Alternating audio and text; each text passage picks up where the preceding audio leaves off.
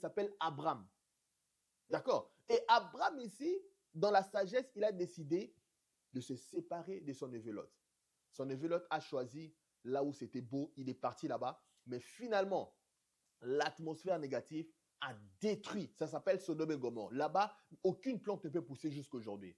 Vous savez pourquoi? Parce que le mal avait tellement grandi dans ce lieu-là et Dieu est obligé de casser cet endroit-là. Et c'est ce qui va arriver. La terre est sur le point d'être détruite et reconstruite. Mais avant qu'elle soit détruite, les humains ont déjà commencé. Ça veut dire que le père qui est parti, il dit je reviens. Vous savez, quand Dieu partait, il revenait au jardin. Un jour, il trouve Adam et Ève qui ont péché. C'est pour ceux qui ne connaissent pas l'histoire.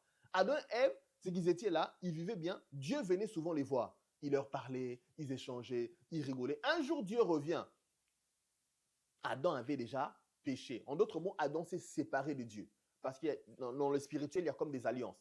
Et quand il s'est séparé de Dieu, qu'est-ce qui est arrivé? Quand Dieu arrive, il cherche Adam, il ne voit plus Adam. Parce que quand Dieu, tu es connecté avec Dieu, il sait où tu te trouves partout, il peut venir. Mais là, Dieu arrive sur le jardin, il pose la question, Adam, Adam, où es-tu? Et c'est ce jour-là qu'Adam a compris il avait une distance avec Dieu. Et la Bible dit, la voix de Dieu circulait. La voix de Dieu s'est baladée dans le jardin. C'est comme si, en fait, Dieu était partout. Sa voix, c'est comme si c'était sa même personne. Ça se baladait dans le jardin. Il n'avait pas de micro, mais sa voix se baladait dans le jardin. Et Adam dit, je me suis caché. Et Dieu était étonné. Comment il peut se cacher? Qu'est-ce qui arrive? Il dit, parce que je suis nu. En fait, en d'autres mots, c'est parce que je me suis séparé de toi. Je me suis séparé de ta protection. Vous savez, aujourd'hui, si les États-Unis décident d'enlever leur protection au Canada et la sécurité, n'importe quel pays peut attaquer le Canada. On n'a pas de système de défense qui nous protège. Aérien. Des dômes de fer. Ça veut dire des anti-missiles. Ça veut dire que quand on nous attaque avec des missiles, il y a des systèmes qui vont automatiquement aller anticiper ces missiles-là. Et c'est la protection qu'Adam a perdue. Donc, revenons à notre sujet. Nous sommes en train de parler de la séparation ici. Vous savez, des fois, certaines séparations, ce sont des bénédictions. Et certains éloignements, c'est temporaire. Tu dois apprendre à t'éloigner temporairement parce que Dieu est sur le point d'accomplir une bonne chose dans ta vie. Et je n'ai pas besoin de te prophétiser. Ah, prophesy! Si tu restes à tel côté de personne, tu vas échouer. Non. La Bible est en train de parler tranquillement. On ne se moque pas de Dieu. Les mauvaises compagnies corrompent les bonnes mœurs. Et dans tout ça, tu te dis, oui, je vais m'éloigner. Mais ce n'est pas assez de t'éloigner. Tu dois apprendre à transformer l'atmosphère de l'endroit où tu te trouves. Tu es un fiancé. Tu as un projet. Mais est-ce que tu parles à ton projet? Voici ce que la Bible dit de toi. Comment tu peux changer l'atmosphère du territoire dans lequel tu te trouves? La Bible dit ici dans Matthieu 5, verset 14, vous êtes la lumière du monde. Dans une maison où il y a tension, silence de froid, où il y a distance, une personne remplie de Dieu peut changer l'ambiance. Tu peux changer l'ambiance où tu te trouves. Dans une maison où les choses sont négatives. Ici, on est en train de parler de l'atmosphère du lieu dans lequel tu te trouves, l'atmosphère du business dans lequel tu te trouves, l'atmosphère de l'entreprise dans laquelle tu te trouves. Tu peux le changer. Mais comment les changer? Ça prend simplement à toi de reconnaître que tu es la lumière du monde. Et la lumière, qu'est-ce qu'elle fait? La lumière a besoin d'une source. Et ta source, c'est Dieu. Le Saint-Esprit qui est en toi, quand tu pries, qu'est-ce qu'elle fait? Elle amplifie la présence de Dieu en toi. Quand tu pries, le Saint-Esprit amplifie la présence de Dieu en toi. La lumière qui se trouve, je n'ai pas mon téléphone avec moi, derrière moi, cette lumière, si je n'ai pas branché cet écran au courant, il ne pourra pas générer les pixels, ces images que vous voyez là. Il ne pourra pas les générer. Mais ça prend l'énergie. Il est obligé de se connecter à une source pour projeter ces images. Et toi, si tu veux être le reflet de Dieu sur la terre, tu es obligé de te connecter sur Dieu. Nous aussi, puisque nous sommes environnés d'une si grande lieu de témoins. Nous aussi, puisque nous sommes la face voilée.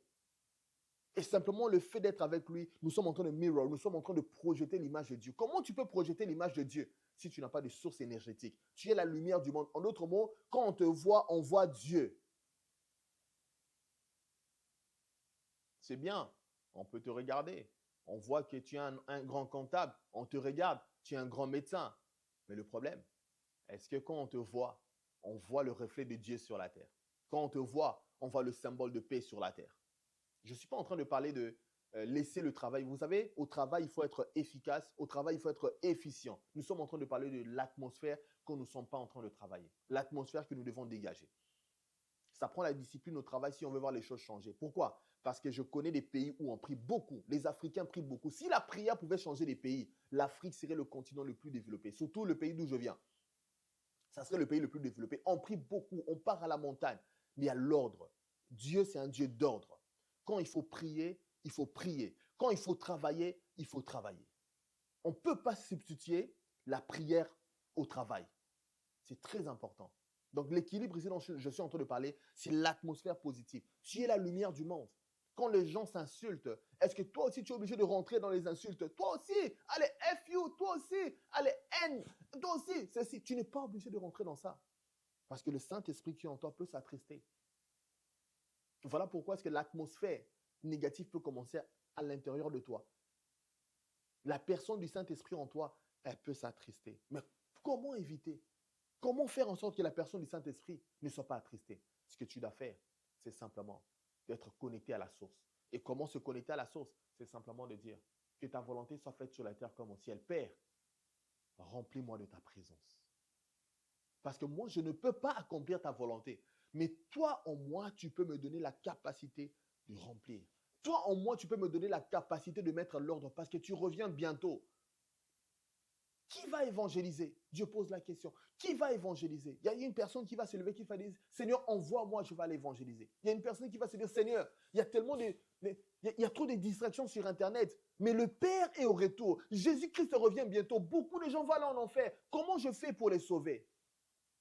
Comment leur dire? Je voyais une personne qui a partagé, il y a un artiste qui est en train de se moquer, il se moquait limite de Dieu et la religion. Il s'est dit, comment ce Dieu-là, qui est fort et puissant, mais il s'occupe seulement de l'argent. Et il rigolait, il se moquait de Dieu, il faisait son sketch. Je l'ai regardé, je lui ai dit, tu sais, il y a une chose qui est sûre.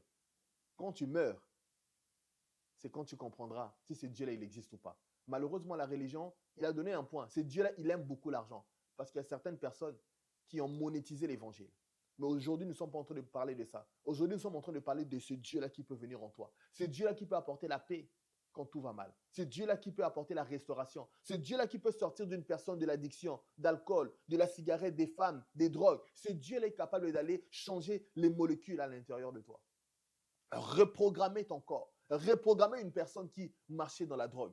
Reprogrammer une femme qui marchait dans la prostitution. Le ramener à la justice. Donner la joie, même quand tu as peu d'argent. Aujourd'hui, tout le monde veut beaucoup d'argent.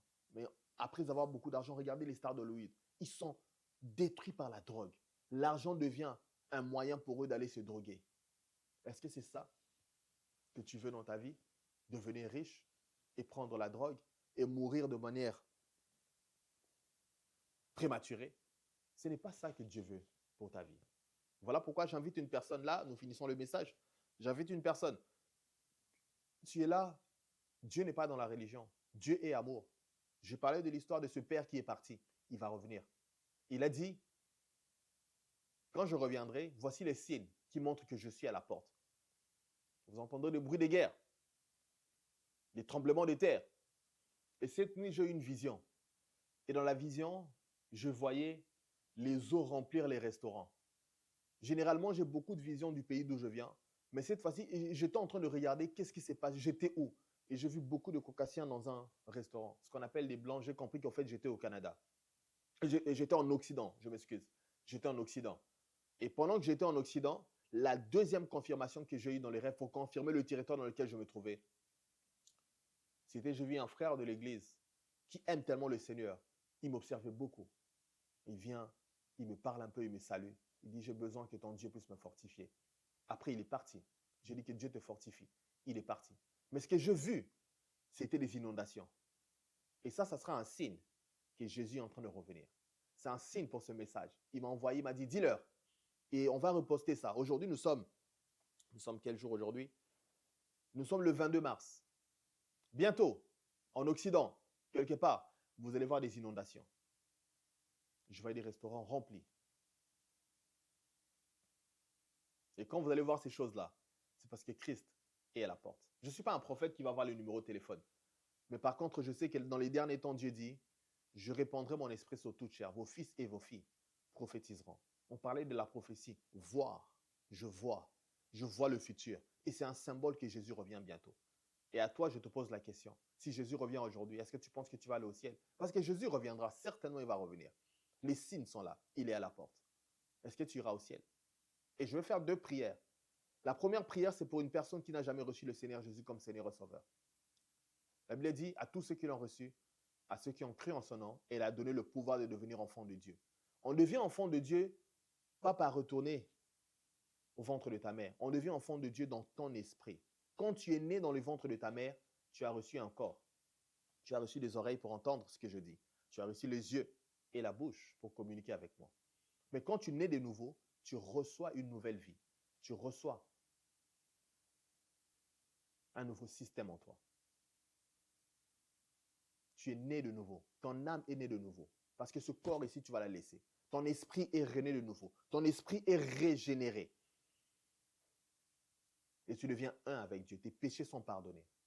Il n'y aura plus de condamnation en toi. Donc, tu vas faire cette prière avec moi. Ça, c'est la première partie. Et attends, tu es là, tu te dis, je ne suis pas prêt. Si Christ revient aujourd'hui, je ne suis pas prêt. Je vais faire une prière pour toi. C'est une prière de restauration. Dieu va te restaurer. Nous allons commencer par la première partie. On va prier. Pour une personne qui n'a jamais reçu le Seigneur Jésus comme Seigneur et Sauveur, tu vas prier avec moi. Tu vas répéter verbalement où tu te trouves maintenant cette prière. Seigneur Jésus, merci pour cette journée. Merci pour ta parole. Aujourd'hui, je t'invite comme Seigneur et Sauveur personnel de ma vie. Je confesse que je suis sauvé. Je suis pardonné. Dans le nom de Jésus. Amen. Que Dieu te bénisse. Si tu as fait cette prière sincèrement, le Seigneur Jésus, il est entré dans ton cœur. Aujourd'hui, tu es devenu un avec Dieu. Tu deviens enfant de Dieu. Tu deviens héritier de Dieu et co-héritier de Christ. En d'autres mots, quand Dieu te regarde, il te voit saint. Ne pense plus à tes péchés. Ne pense plus à ton passé. Dieu te voit saint. Dieu te voit pur devant lui. Ne pense plus à ça. Et ce que nous aimons beaucoup, c'est que quand tu nais dans une famille, un enfant naît dans une famille, un enfant apprend à rester dans la famille. Un enfant apprend à grandir dans la famille. Un enfant apprend à parler un langage de la culture de la famille. Si tu n'es pas encore abonné, je t'invite à t'abonner sur nos chaînes, sur Instagram, à t'abonner sur YouTube où nous passons des messages de transformation parce qu'un enfant doit apprendre à recevoir la culture d'une famille, à recevoir la culture du royaume, te préparer au retour de Jésus. Et quand Christ reviendra, tu pourras faire une accolade avec Christ. Pourquoi? Parce que la Bible dit, c'est l'époux qui revient. C'est un symbole qui a été utilisé. Mais pour devenir un avec lui, tu dois te purifier. Et je vais prier pour une personne. Tu te dis, je ne me sens pas pur. C'est vrai. Il y a des saisons dans la vie où on ne peut pas se sentir pur. Mais la Bible parle, le juste tombe et il se relève. Vous savez, des fois, on tombe parce qu'on a entendu, parce qu'on a entendu des choses qui ont pollué notre foi, qui ont détourné notre attention de Dieu. On tombe parfois parce que nous sommes allés vers des femmes hors mariage, dans le mariage. On tombe parfois parce que nous mentons. On tombe. Tomber, c'est quoi? C'est en d'autres mots, c'est faire un péché. Et quand tu tombes, la Bible dit le juste se relève. Je vais prier pour toi. Dieu va te restaurer, il va restaurer ton âme. Vous savez, la chose la plus difficile, c'est que quand tu es tombé, tu te dis, j'aimais tellement le Seigneur, mais je ne pense pas que je l'aime. Mais Dieu est capable de restaurer une personne. Dieu est capable de restaurer des couples. Dieu est capable de restaurer des relations. Parce que ce Dieu-là, il est amour. Je vais prier pour toi et Dieu va restaurer ton cœur. Parce que c'est dans le cœur où le diable t'envoie les informations. Il te rappelle dans ton cœur, voici ce que tu as fait hier. Voici le péché que tu as fait. Voici l'attitude que tu dois avoir pour protéger ton péché. Il veut que tu puisses garder cela. Mais la Bible dit, tout ce qui est ramené à la lumière, c'est ça qui sera condamné. Mais toi, tu seras purifié parce que tu as ramené ça à la lumière. Là où tu es, je vais prier pour toi. Tu peux confesser. Rassure-toi qu'il n'y a personne tout autour de toi. Et je vais prier pour toi. Seigneur, merci. Merci encore pour ton fils, pour ta fille. Maintenant, dans le nom puissant de Jésus, je prie, reçois la restauration dans ton âme. Reçois la restauration dans ton cœur. Reçois la restauration dans ton esprit, dans le nom puissant de Jésus. La Bible dit, il n'y a donc maintenant aucune condamnation en ceux qui sont en Jésus-Christ.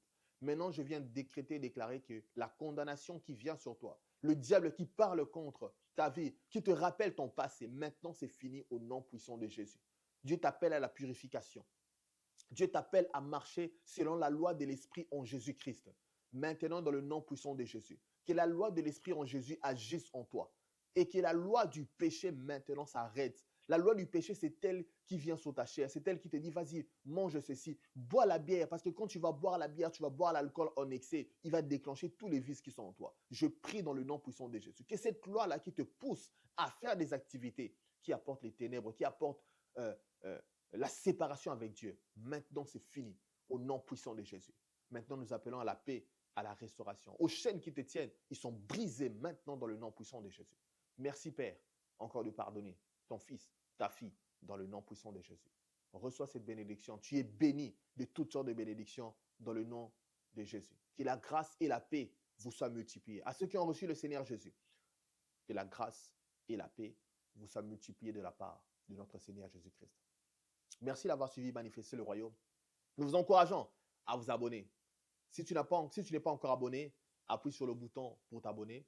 Si tu as oublié de laisser un like, de laisser un commentaire, c'est ce qui pousse l'algorithme à pouvoir pousser le message plus loin. Laisse un commentaire, laisse un algorithme. Que Dieu te bénisse et on se retrouve à la prochaine épisode. Donc, nous nous retrouvons à chaque mercredi, nous sommes là. Nous nous retrouvons à chaque dimanche, chaque vendredi soir, pardon, et nous nous retrouvons à chaque dimanche. Donc, les mercredis, nous sommes là à partir de 19h et nous sommes là les vendredis, nous prions. La puissance de Dieu vient. Dieu envoie sa révélation. Et dans sa révélation, en fait, ça vient révéler les choses, les plans que le diable utilise contre vos vies. Et quand nous recevons ces révélations, nous brisons cela dans la prière. Et Dieu restaure ta vie. Et Dieu, c'est un Dieu qui est fidèle. Chaque vendredi, de minuit, heure de Montréal, à 3h, heure de Montréal, pas heure de Las Vegas, pas heure de Paris. À l'heure de Paris, c'est de 6h à 9h du matin. Tu es en chemin du travail, connecte-toi avec nous, prie avec nous, parce que Dieu brise les chaînes, Dieu restaure les familles, Dieu ramène les familles ensemble. Mais comment Dieu va faire une chose si personne n'est envoyé? Comment Dieu va faire une chose si personne n'écoute? Parce que Dieu est sur le point de changer les nations. Dieu est sur le point d'apporter sa lumière. Que Dieu te bénisse. On se retrouve encore le mercredi. Que Dieu te bénisse. À la prochaine. Let's go.